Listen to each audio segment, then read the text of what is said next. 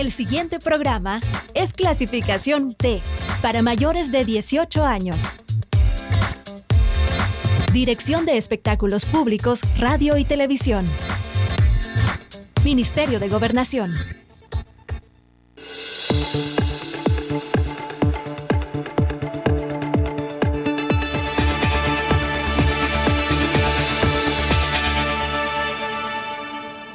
Buenas noches, bienvenidos y bienvenidas a una edición más de Temas y Debates. Les saluda Ricardo Sosa en espera de mayores bendiciones y éxitos en su familia, en sus negocios, en sus emprendimientos. En esta noche, un tema diferente.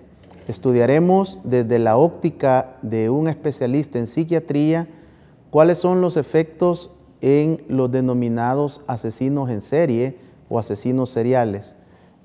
Estudiaremos y comprenderemos también el fenómeno de lo que es un psicópata, un sociópata. ¿Y por qué estos temas? Porque en El Salvador se registran desde la década anterior un incremento de muertes violentas, de asesinatos en los cuales a través de los diferentes medios de comunicación y ahora las multiplataformas de redes sociales observamos mucha violencia, mucha hazaña y creo importante que a través de un profesional con toda la competencia y los atestados académicos, técnicos, especialistas, nos puedan ilustrar, nos puedan ayudar a comprender algún tema de gran interés público, de gran interés nacional y de connotación social.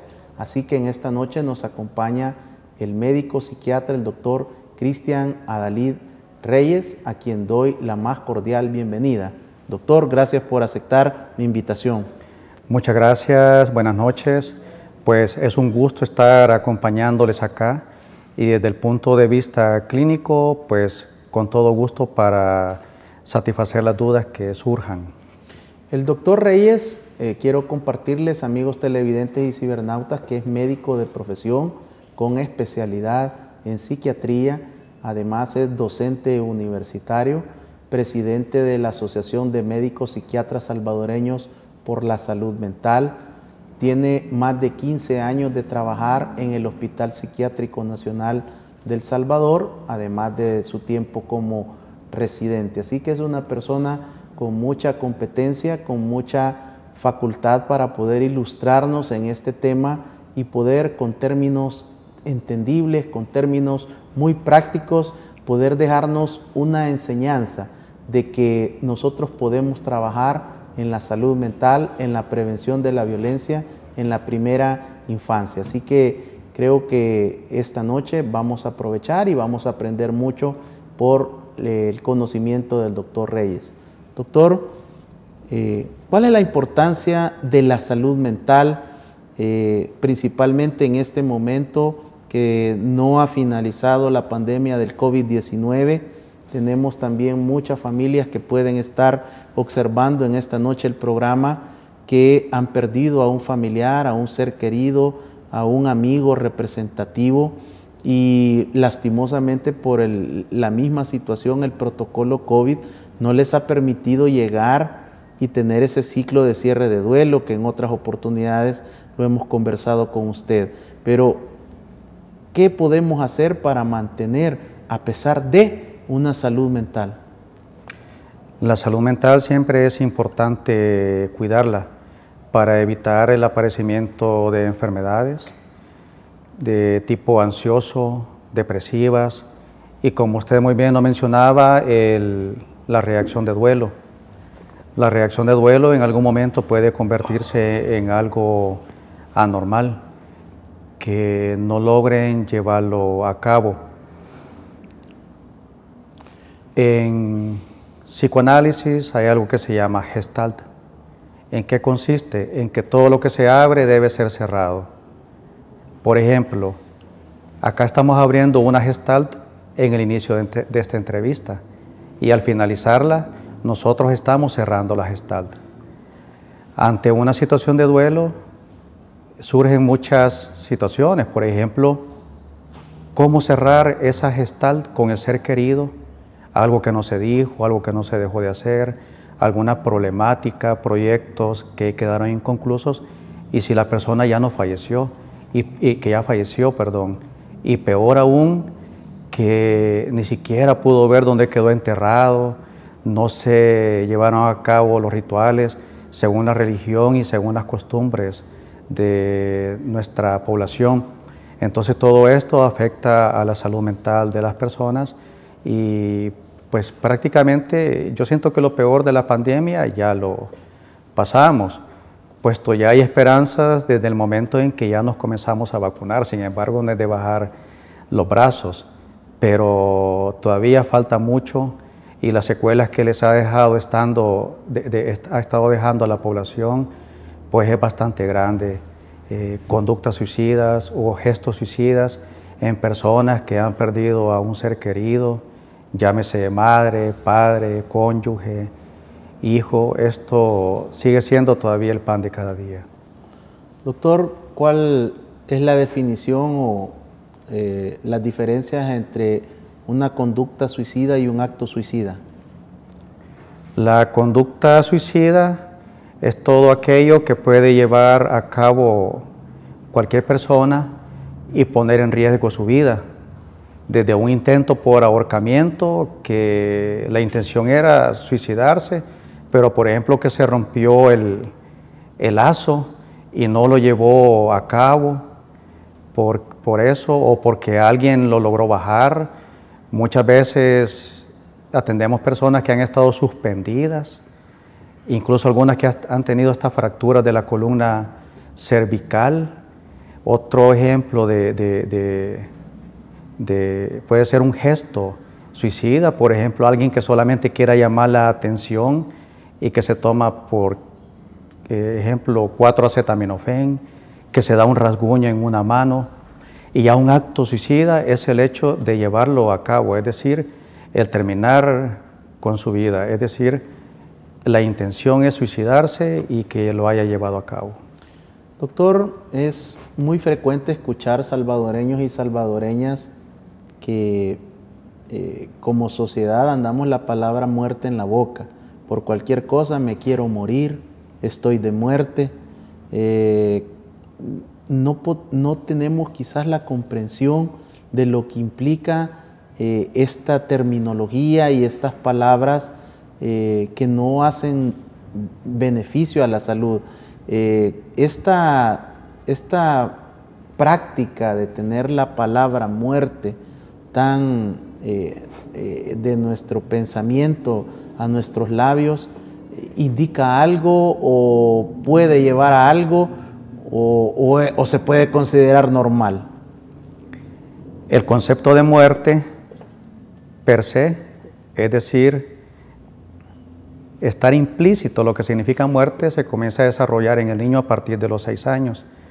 Antes de los 6 años puede mencionar la palabra, pero no entender en qué consiste la muerte. Sin embargo, a nivel inconsciente está presente desde el nacimiento. Tenemos 2 tipos de energías que son explicadas también desde el punto de vista del psicoanálisis. Una es el eros y otra el tánatos. El eros es todo aquello que nos mantiene vivo. El tánatos es todo lo relacionado con la muerte. El niño desde que nace se abraza a la madre. ¿Por qué? Porque sabe de que estando junto con su madre, eso le da seguridad y obviamente no se va a morir, pues, porque aunque no está desarrollado el concepto de muerte, sabe que por sí solo no va a salir adelante, no va a sobrevivir. Entonces, acá hay que hacer una aclaración, diferenciar la idea de muerte y la idea suicida. La idea de muerte es, me quiero morir. Muchas personas lo expresan como, si quiera Dios me mandara la muerte, yo ya no quisiera estar acá, me gustaría morirme. Y ya una idea suicida es la intención de la persona de interrumpir su vida, es decir, llevar a cabo el acto suicida. Doctor, revisando las estadísticas del año 2020 encontramos datos espeluznantes sobre el suicidio. y usted sabe que hemos desarrollado en este programa series completas de prevención del suicidio y en lo particular mantengo una campaña de prevención del suicidio con un mensaje muy claro de abrazar la vida. Pero durante el año 2020 se registran niños, niñas y adolescentes que también tomaron la decisión de quitarse la vida. ¿Qué sucede en la mente de un niño, de un adolescente, cuando conocemos, de acuerdo al marco teórico, a las leyes, a todos los procesos de formación, que un niño, una niña antes de los 12 años no tiene una comprensión plena de sus actos? Saber lo que estaba en la mente de una persona que ya se suicidó, pues es bien difícil. Sin embargo, hay muchas personas que sobreviven al acto suicida y ahí nos mencionan qué es lo que los ha llevado a tomar este tipo de conducta. Muchas veces son conflictos que surgen a nivel de núcleo familiar, necesidades no resueltas. Muchas veces son necesidades básicas para todo niño, para todo adolescente. Muchas veces son cosas que muchos las vemos de una forma superficial, como por ejemplo no poder tener un teléfono de última generación, una tablet. Muchas veces pueden ser situaciones como por ejemplo abusos físicos, sexuales, necesidades no resueltas, a veces exponerlos a actividades laborales para las cuales las personas no están preparadas. En algunas ocasiones los pacientes nos dicen de que han tenido síntomas depresivos desde que tienen uso de razón y nadie los ha sabido identificar porque como siempre los ha tenido, creen de que algo de eso que está presentando es normal cuando no lo es así. Entonces son muchos los factores que pueden llevar a que una persona tenga una ideación o un intento suicida. Doctor Reyes, una de las preguntas más frecuentes que nos hacen los televidentes y cibernautas cuando abordamos estos temas de salud mental y prevención del suicidio es, o comentarios, yo no estoy loco o loca para ir con un psiquiatra. Cuando yo vaya donde un psiquiatra es porque ya topé, porque ya se me cholló el disco. Y estas son frases muy salvadoreñas que nos han expresado nuestros televidentes y cibernautas y tenemos la responsabilidad de hablar las cosas y decirlas como ellos las expresan para que en esa manera también un profesional le responda. Cuando uno toma la decisión de ir donde un psiquiatra es porque realmente ya no hay retorno, ya es porque yo tengo que tomarme un amansalocos. Aquí tienen que ver muchos factores, algunos de ellos es la etiqueta. La etiqueta es la marca, porque yo voy con un psiquiatra, porque yo voy con un psicólogo.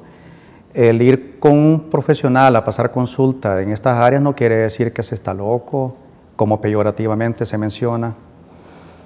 En algunos países se mencionan que es hasta una consulta de caché, es decir, que es necesario.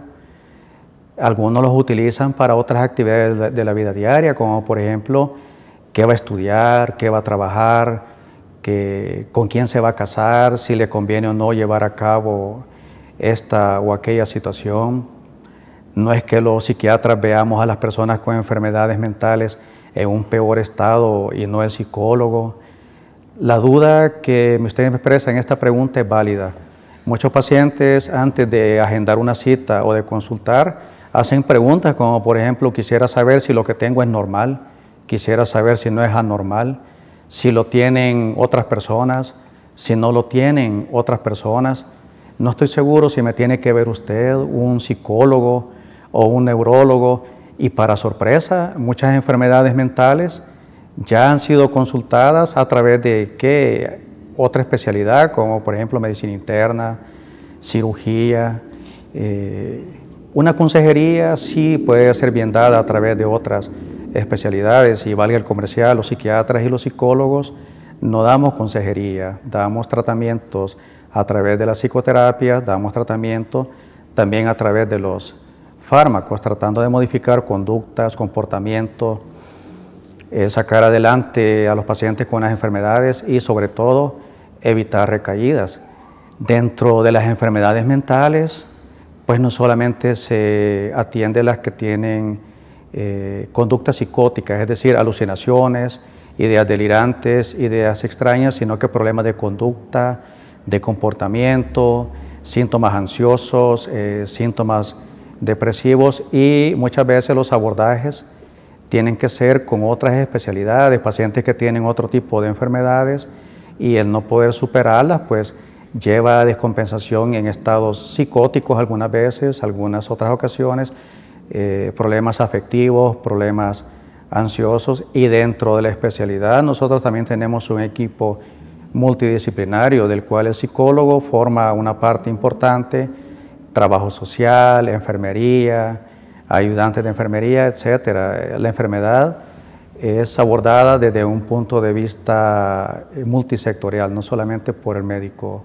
psiquiatra o psicólogo, y yo siento que es bueno que ya nos quitemos estas etiquetas, porque incluso antes de bajarse en el hospital psiquiátrico, los pacientes muchas veces nos dicen: yo no me bajo en la parada del hospital porque me van a ver que me voy a meter y van a decir que estoy loco, que tengo esto, que tengo aquello, y optan por bajarse una parada antes, una parada después, o qué sé yo, utilizan un montón de situaciones para que no vean que entran en el hospital. De hecho, cada uno de los psiquiatras que ejercemos en el país hemos recibido psicoterapias también. Nos hemos sometido a este proceso con dos objetivos principales. Uno, conocernos a nosotros mismos, y dos, aprender a dar psicoterapias. Y, por ejemplo, en mi caso, yo no me aparto de mi psicoterapeuta, aún está por ahí presente. Doctor, la sociedad salvadoreña presenta muchos antecedentes históricos, criminológicos, sociológicos, antropológicos y de otras disciplinas auxiliares para acreditarla como una sociedad violenta, una sociedad que resuelve o pretende resolver cualquier diferencia o conflicto por el uso de la fuerza, de las armas, arma cortopunzante, arma de fuego, el machete, el colín, la navaja, han formado parte de una tradición cultural en gran parte de nuestra población. ¿Cómo funciona el cerebro de una persona a nivel de los lóbulos en donde se puede considerar o concentrar los niveles de violencia? Sí, fíjese que una pregunta similar se hizo en un foro en la universidad cuando yo estaba en primer año para optar al título de médico general. Se nos dijo que por qué la atención en un servidor público generalmente es de forma violenta, quizás no violenta, sino que una forma inadecuada, de que no se trata bien o que se responde de una manera inadecuada. Y la respuesta unánime, podría decir, fue que porque vivimos en una sociedad violenta. Entonces, ¿qué se va a esperar de un profesional que lleve una sociedad violenta? Pero ahí me doy cuenta de que fue una respuesta errónea. Cada ser humano responde de una manera diferente. Todos tenemos un cuerpo, un cerebro, todos tenemos neurotransmisores, que son sustancias que llevan un mensaje a nivel cerebral, todos tenemos hormonas, todos tenemos los mismos órganos, aunque sea de manera diferente, pero la forma de reaccionar va a ser diferente en cada quien. No solamente se puede considerar violenta a la persona que va a utilizar un arma de fuego cortopunzante, que va a golpear, sino que hay muchos indicadores de violencia, como por ejemplo el sarcasmo. Muchas personas sarcásticas suelen tener ahí sus niveles de violencia bastante elevados, pero sin embargo logran controlarlos. Muchas gracias, doctor, por estas opiniones, por su disertación en esta primera aproximación de esta primera parte del programa, donde usted nos ha hablado de la importancia de la salud mental, de la prevención del suicidio, la conducta y la idea suicida, y finalmente también nos ha ilustrado sobre la necesidad que todos tenemos de poder acudir a donde los profesionales de la salud mental, psiquiatras, psicólogos, porque todos de alguna manera necesitamos la prevención y un mantenimiento adecuado de una salud mental. Al regresar continuaremos con esta interesante temática y entramos a la parte de la persona con psicopatías, las personas que también son denominados asesinos en serie. Regresamos.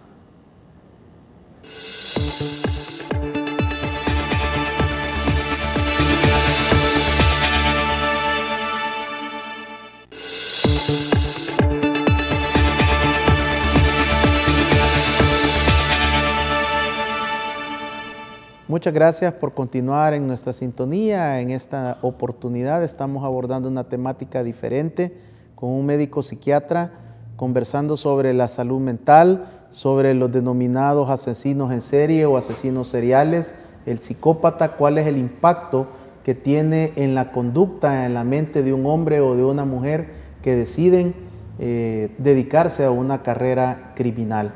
Doctor Reyes, el cerebro, ¿a dónde tiene ubicado estos situaciones de violencia? ¿A dónde están estos neurotransmisores que de alguna manera, no sé si es lo más adecuado decir, pueden fallar o se pueden ver alterados para presentar una conducta violenta? Y si esto es algo heredado. Sí, aquí pues hay tantas cosas de qué hablar. Vamos a comenzar primero por las estructuras cerebrales. Las principalmente implicadas son la corteza frontal, que es la que tenemos en el área posterior a la frente, y la corteza prefrontal, que se encarga de la resolución de las diversas situaciones de la vida diaria, el poder dar respuestas de una manera adecuada. Y a nivel del sistema límbico, que es el área de respuesta afectiva, las emociones, que la tenemos a nivel del lóbulo temporal. Precisamente dos órganos, el hipocampo y la amígdala. La amígdala se encarga principalmente de dar respuestas de huida, de ataque. Es la que hace de que muchas personas reaccionen de manera violenta. Anteriormente se practicaban cirugías de este tipo, de extirpar, es decir, de cortar esta parte del cerebro en las personas que generan mucha violencia. En esas áreas principalmente tenemos algunos neurotransmisores que están involucrados, a la cabeza la serotonina. La serotonina es una sustancia que es un neurotransmisor, lleva información de un área específica a otra del cerebro, pero se ha visto que niveles bajos, principalmente a nivel del sistema límbico que mencioné y de la corteza frontal y de prefrontal, hay niveles bajos. En algunos países que se hacen estudios, se han visto que en la población reclusa, es decir, que se encuentra privada de libertad, los niveles de serotonina son bastante bajos. Arriba del 50% de las personas que se encuentran en esta situación tienen bajos los niveles de serotonina. Otro neurotransmisor implicado es la dopamina. Se ha visto de que personas que son potencialmente violentas o muy violentas tienen niveles de dopamina bastante elevados. ¿Qué implica esto? De que las personas buscan situaciones placenteras, buscan nuevas emociones, y esto se convierte en un círculo vicioso. A mayor cantidad de dopamina, mayor involucramiento en la búsqueda de nuevas emociones.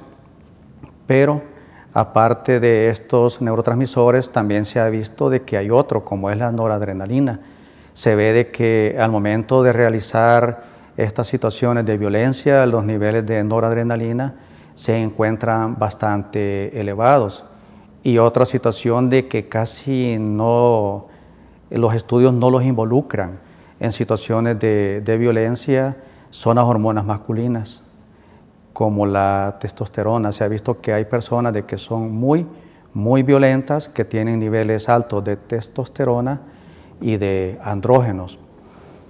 Pero el cerebro no es una parte inerte, el cerebro de usted no es igual a mi cerebro o el de las demás personas, es decir, los órganos son iguales, los neurotransmisores son los mismos. Sin embargo, podemos hablar también de otras cuestiones, como por ejemplo la personalidad de cada quien. La personalidad tiene dos componentes: el temperamento, que es lo que cada quien hereda de sus padres, eso es heredado, y el carácter, que es todo lo que yo desarrollo acerca de lo que existe en mi entorno, el trato de mis padres, de mis hermanos, de los abuelos, de los tíos, de las figuras de autoridad, de la televisión, de los maestros. Todo esto forma la personalidad de cada quien. De hecho, las personas que no respetan las figuras de autoridad, las que no se rigen bajo normas éticas, morales, que no hay ningún sentimiento de culpa en desarrollar conductas delictivas o dañar a otras personas, vemos que los manuales diagnósticos los catalogan como trastorno antisocial de la personalidad, si tiene 18 años o más. Si es un menor de edad, los cataloga como un trastorno disocial. ¿Por qué? Porque la personalidad se entiende que a los 18 años todavía no se ha tratado de formar. Entonces son dos componentes muy importantes, pero no solamente eso es lo que influye, sino que también factores sociales, factores de estrés. La actual pandemia a la que hemos estado viviendo no solamente en nuestro país, sino que a nivel mundial, la delincuencia, la pobreza, la falta de generación de empleos.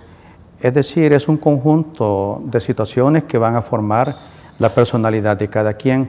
Obviamente, ¿verdad?, tiene que ver mucho el factor biológico, no se puede dejar de lado, pero ya lo vamos a abordar más adelante. Hay personas que pueden ser psicópatas, que pueden ser sociópatas, pero sin embargo no verse involucrados en actos delictivos, porque no podemos etiquetar. No porque una persona sufra X o Y enfermedad va a reaccionar de una manera inadecuada o en meterse en problemas con la ley. Podemos hablar también de conductas desadaptadas. Una conducta desadaptada es algo que se sale de la norma, que la sociedad no lo ve de una manera en la cual la sociedad se va a mantener estable. Por ejemplo, ¿qué hacen ante un delincuente? Llevarlo ante la ley y si se le comprueba el delito, pues va a la cárcel. Anteriormente se manejaba el sistema manicomial, que si alguien tenía alguna enfermedad mental era sinónimo de confinarlo a un hospital psiquiátrico, y de hecho muchas personas todavía piensan de esa manera y realmente no es así la situación, porque la persona ya restablecida su salud mental tiene que regresar a su entorno y son personas completamente funcionales. Los medicamentos de hoy en día hacen de que las personas sean completamente funcionales y parecieran no tener ningún tipo de enfermedad mental, trabajan como cualquier otra, tienen familia, estudian. Es una persona que es compatible con la sociedad. La violencia, la conducta violenta de un padre, de una madre que se dedica al homicidio, a la violencia homicida, al asesinato, se puede heredar, puede transmitirle por herencia,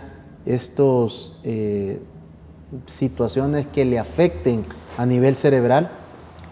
Sí, claro que sí, aunque no necesariamente de una forma heredada. Es decir, si yo soy un hijo de pandillero, no necesariamente voy a desarrollar conductas pandilleriles.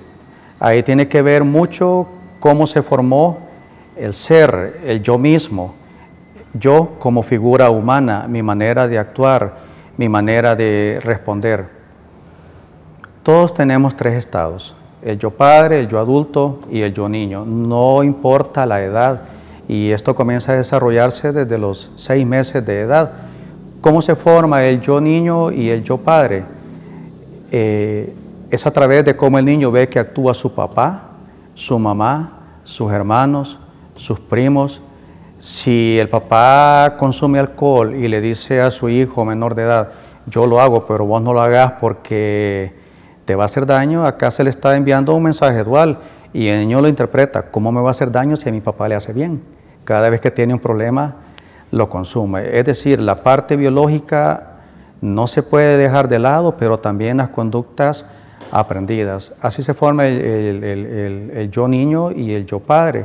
Entonces, el yo adulto se forma a través de la interacción entre el yo padre de esta persona y el yo niño. Esto es aplicable en una mujer que sería el yo madre, el yo adulta y el yo niña. Y este contexto se va a aplicar a cada una de las situaciones en las que nos encontramos. Por ejemplo, estamos en una fiesta, ahí el estado que más se va a poner de manifiesto es el yo niño o el yo niña en el caso de una mujer, porque va a celebrar, va a gozar, va a bailar, va a romper la piñata, etcétera. Todo va a estar limitado al contexto, pero hay niños que saben de que sus padres son delincuentes, que saben que sus padres son asesinos, que saben de que obtienen una ganancia secundaria, ya sea remunerada o de otro tipo, al ver el comportamiento de su papá. Es la interacción con su entorno, además de los factores biológicos. Doctor, rápidamente y de la manera como más comprensible para toda nuestra audiencia, ¿cuál sería la diferencia entre un psicópata y un sociópata? En ambos, tanto en el psicópata como en el sociópata, no hay respeto a las figuras de autoridad. Ellos prácticamente se basan en sus normas éticas, en sus leyes, en la resolución de conflictos. Ambos tienen alteraciones en su estado afectivo, en su pensamiento, en sus conductas, en su comportamiento. Se meten en problemas en la ley, lo resuelven de una manera inadecuada. Muy probablemente cuando estaban pequeñitos torturaban animales, ya grandes pueden llegar a torturar física, psicológicamente a seres humanos y también animales, pero la diferencia radica en que el sociópata actúa de una manera más impulsiva, no medita las cosas que va a hacer. Tiene un problema con alguien, lo agarra a balazos y no le importa quien lo vea. El psicópata es diferente, tiene un coeficiente intelectual generalmente muy elevado, es una persona encantadora ante la sociedad, cae bien, es líder en muchas situaciones. No estoy diciendo que todos los líderes potencialmente pueden ser psicópatas, ¿verdad? Sino que estos lo meditan más, hacen las cosas premeditadamente y muchas veces ni siquiera terminan siendo juzgados con la ley porque su forma de actuar es refinada, no dejan huella y tienden a inculpar a otras personas de lo que han hecho. Y no me refiero a las personas que realizan crímenes de cuello blanco, sino que me refiero a que es difícil dejarles el rastro. Son tan inteligentes de que van a terminar presos otros por sus actos delictivos y no ellos. Muchas veces terminan no siendo juzgados por la justicia. Doctor, en el caso de los asesinos seriales o asesinos en serie, desde el punto de vista criminológico hay diferentes autores, pero todos coinciden que es una persona que tiene en su haber 3 o más asesinatos en diferentes momentos y da toda una categoría. Incluso existe un manual criminal internacional en el cual también se definen la terminología de masacre. Desde el punto de vista psiquiátrico, un asesino en serie, una persona que ha cometido muchos asesinatos, ¿cuáles son la problemática psiquiátrica, clínica? ¿Cuáles son esas condiciones que se pueden describir de esta persona? Sí, la psiquiatría lo ve desde el punto de vista clínico, no lo ve desde el punto de vista legal. Y como mencioné al principio, los manuales diagnósticos lo van a voy a mencionar la palabra, etiquetar como un trastorno antisocial de la personalidad. ¿Qué es lo que está detrás de toda esta persona? Porque lo que es evidente es el asesinato en serie, como usted muy bien lo mencionó. Muchas veces son problemas de personalidad. Van a estar dentro de lo que se conoce como personalidad de tipo B, que se va a caracterizar porque tienen conductas narcisistas, es decir, son bien egocéntricas, ellos mismos son el centro de todo, lo que más les interesa es satisfacer sus propias necesidades sobre las necesidades de los demás y no les importa la manera por la cual la llevan a cabo. Son personas que mienten mucho y, como dice la canción, mienten muy bien. Muchas veces no se detectan las mentiras y en ocasiones ellos terminan creyendo sus propias mentiras.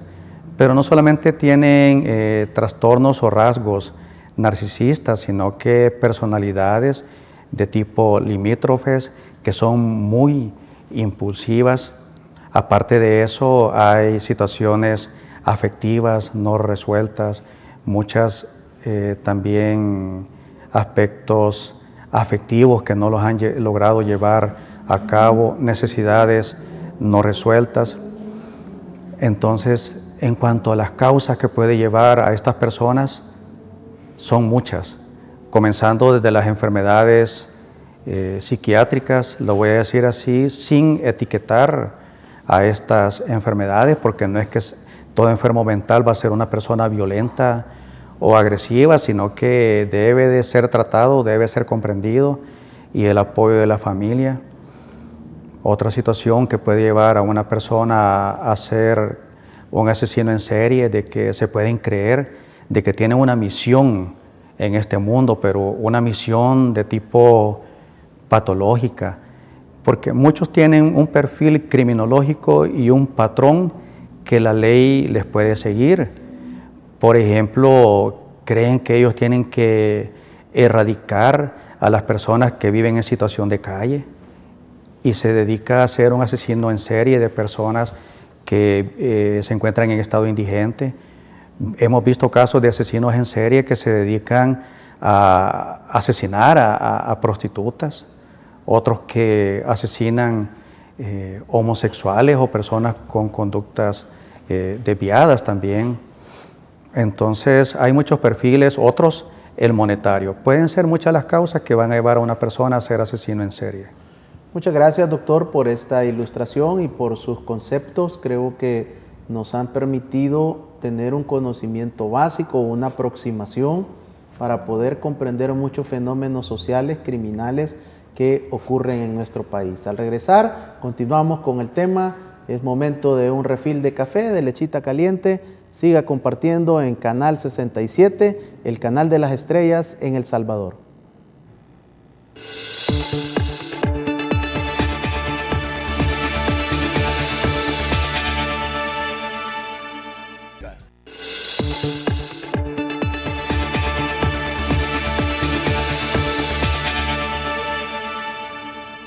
Gracias por continuar en nuestra sintonía. El doctor Cristian Adalí Reyes, médico psiquiatra, nos acompaña en esta noche. Él es un profesional con más de 15 años de experiencia y experticia en la rama de la psiquiatría.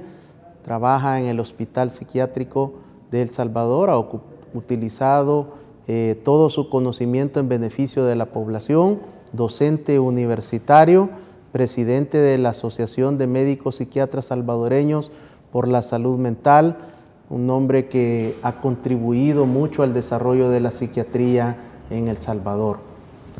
Doctor Reyes, del total de los privados y privadas de la libertad en El Salvador, en el sistema penitenciario este día, el 76% está condenado por el delito de homicidio. Son más de 28.100 hombres y mujeres que están en los centros penales esta noche pagando una condena por violencia homicida, por haber asesinado personas. ¿Hay esperanza para estas personas, tanto los que han sido capturados, procesados y condenados y los que se encuentran todavía en libertad cometiendo este tipo de delitos? Sí, de hecho los programas de rehabilitación a nivel penitenciario ayudan a muchas personas y ese es el objetivo, es decir, el someterse a un proceso de privarle de libertad no tiene que ser visto meramente como un castigo, sino que es un proceso de rehabilitación y yo soy testigo del programa de Yo Cambio. Se ha visto cómo estas personas en su etapa de rehabilitación andan realizando actividades en beneficio de la población salvadoreña. Sí, son personas rehabilitables. El hecho de cometer, bueno, yo no tengo mayor contacto con la justicia, pero el hecho de cometer un homicidio, la criminología toma en cuenta muchos factores. ¿Qué lo llevó a cometer un homicidio? ¿Qué es lo que pasaba por la mente de esta persona al llevarlo a cabo? Nosotros tenemos muchos pacientes de que cometen actos de este tipo debido a la suspensión de medicamentos. Y cuando revisamos el expediente clínico han estado muy estables y tal vez ya tenían 3, 4, 5 años de haber suspendido la medicación. Obviamente no quiero decir de que todas las personas que han cometido un homicidio deben de tener un tratamiento farmacológico, pero sí en los centros penales de nuestro país también hay equipos multidisciplinarios compuestos por psiquiatras, psicólogos, trabajador social y personas de los derechos humanos. Sí son personas rehabilitables, pero tampoco quiere decir de que ya salí de un centro penal, ya la hice y que ese va a ser un boleto para seguir cometiendo actos delictivos. Es todo un acompañamiento y las personas que han estado en algún centro penal y que he tenido la oportunidad de tratarles, veo de que la justicia tampoco los deja que a su libre albedrío, sino que tienen que presentarse a firmar, qué sé yo, cada semana, cada 15 días, cada mes, según sea el caso. Incluso personas con la mayor perturbación mental que puede existir, los he visto salir adelante, pero acá también es un factor bien importante la familia, porque cuando una persona ya ha cumplido su pena, por así decirlo, muchas veces no los quieren aceptar en sus casas, y entiendo que el sector justicia también tienen un plan para estas personas que los preparan para desarrollarse tanto laboralmente y ser reinsertados a la sociedad. Doctor Reyes, también en el caso de las personas que cometen estos asesinos en serie o asesinatos múltiples, hemos observado, y recuerdo muy bien, entre el año 2002, 2003, comienzan a surgir estas personas que son decapitadas, que son desmembradas y comienzan a esparcirse las partes de su cuerpo por diferentes puntos de la ciudad capital. Esto se incrementa en la década anterior y hemos llegado a una serie de casos de connotación social, de desmembramientos, de descuartizamiento, como se conoce dentro del área criminológica, decapitados, semienterrados, fosas o cementerios clandestinos. ¿Qué pasa por la mente de esta persona? Porque la sociedad no lo comprende, la sociedad juzga, critica, condena y es muy dura la sociedad ante este tipo de delitos y crímenes y muchos incluso acarician la idea de que se quemaran los penales. Pero, ¿qué sucede en la mente de esta persona? No tiene conciencia, no tiene remordimiento, no le importa. Desde la psiquiatría, ¿qué lectura podemos tener de estos actos? Cada caso es individual. Una situación es quitarle la vida a una persona y otra muy diferente es el mensaje que se está dejando al momento de cometer un homicidio. Por ejemplo, sabemos de que a una persona le van a quitar la vida con 1 o 2 balazos en la cabeza, por poner un ejemplo. Pero hemos visto situaciones donde la cabeza aparece por un lado, un brazo por otro, una pierna por otro lugar. Entonces se le está enviando ahí obviamente un claro ejemplo a la sociedad. ¿Cuál es la ganancia secundaria? Y esto es bien importante que lo mencione porque he tenido la oportunidad de tratar varios casos de personas que han intentado quitarse la vida porque secundaria a una idea paranoide o bajo efectos de drogas creen que lo van a matar. Entonces cuando les pregunto, ¿cuál es la diferencia entre que lo maten y usted quitarse la vida? Lo que pasa es que si yo me mato me van a enterrar enterito, pero sin embargo, si me mata otra persona me va a cortar la cabeza, me va a cortar los dedos, me va a torturar, me va a hacer esto o aquello. Entonces, ¿cuál es la ganancia secundaria en quitar la vida de esta manera? Estamos hablando del desmembramiento, pero sin embargo, desde la historia de la humanidad se han dejado mensajes. Por ejemplo, vemos los romanos, ¿qué es lo que hacían? La crucifixión, y dejaban los cuerpos expuestos para ver la agonía de estas personas. Y el mensaje era, si haces esto o aquello, vas a terminar crucificado. Lo que se mencionan también en las películas de Drácula, que obviamente distorsionadas por Hollywood, pero llevaban a cabo el empalamiento. Es decir, estas personas llevan a cabo es decir, meterles una estaca en el abdomen y dejarlos expuestos a toda la sociedad. ¿Cuál es la ganancia secundaria? ¿Qué es el mensaje que le quiero dar a la sociedad? Obviamente esto va a aterrorizar a todo mundo. El objetivo de esta persona no solamente es quitarle la vida a otra persona, sino que dejar un claro mensaje, llámese ¿qué? Al gobierno, a la sociedad, a sus rivales, a sus enemigos, a la familia, a quien sea, pero sí es de mucho impacto. Doctor Reyes, desde la psiquiatría, ¿hay algún asesino, hay algún criminal, hay alguna persona catalogada como descuartizador de otra persona con la categoría de irrecuperable? Hay casos que nunca le llegan a la psiquiatría, a la criminología, ni a la psicología, pero desde el punto de vista de la psiquiatría cognitivo-conductual, nada es irrecuperable. Siempre es posible modificar una conducta. Que sea un caso difícil, no lo voy a negar, pero sí, según el punto de vista cognitivo-conductual, todo caso es recuperable. No podemos decir, esta persona es por gusto o no lo voy a sacar adelante. Siempre hay algo que hacer, pero como repito, muchos casos nunca le llegan a la psiquiatría, a la psicología, ni a la criminología, pero esta es una situación no solamente de cada una de las 3 áreas, sino que también tiene que ver mucho el sistema legal, lo ético profesional, y hay muchas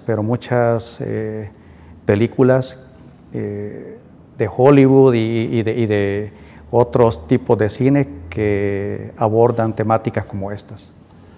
Doctor, en la comunidad, en el día a día, en el pasaje, en el cantón, en el caserío, en la colonia, ¿cuál sería la medida de recomendación para poder vivir una sociedad diferente, desarrollarnos en una cultura de paz y en una sana convivencia?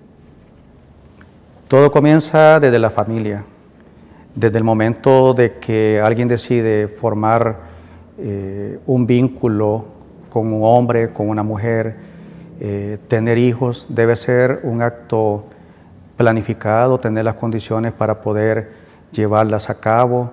El cuidado hacia los hijos debe ser de una manera también adecuada, nunca enviarle mensajes duales a los hijos, que el papá diga una cosa, que la mamá diga otra.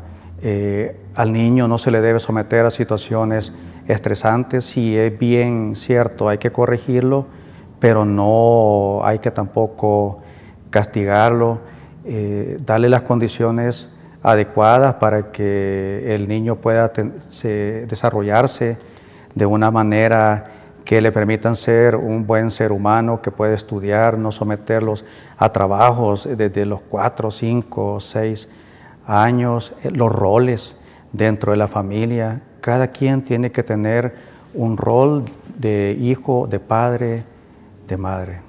Doctor Cristian Adalid Reyes, muchas gracias por su participación. Quiero también agradecerle públicamente por aceptar mi invitación, por venir a ilustrarnos, por venir a orientarnos, a educarnos en estos temas que no se abordan en televisión en el país y que es necesario educar, formar y llevar conocimiento a la sociedad salvadoreña. El agradecido soy yo, permitirme llegar a la teleaudiencia y muy finos. Que tengan feliz noche. Amigos y amigas televidentes cibernautas, el objetivo de este programa ha sido que usted conozca, que tenga una perspectiva tecnomédica profesional por una persona especializada, competente. Creo que los mensajes a través de este programa son claros. Debemos de cuidar y proteger nuestra salud mental, debemos de trabajar en nuestra familia por tener una adecuada formación mental, una educación, un entorno familiar adecuado para poder estar protegidos de todas estas situaciones. Y para usted, joven, adulto que se encuentra en situaciones de riesgo, que está todavía involucrado en acciones delictivas, el llamado es a que deserte, que desista de ese nivel de violencia. Aún hay esperanza, hay una oportunidad, sobre todo buscando la ayuda y rendiéndose a la majestuosidad de nuestro Dios y por supuesto dándole el espacio a la ciencia para que también le ayude. Abandone la violencia, construyamos una sociedad de paz, abracemos la vida, prevengamos el suicidio, que Dios le bendiga.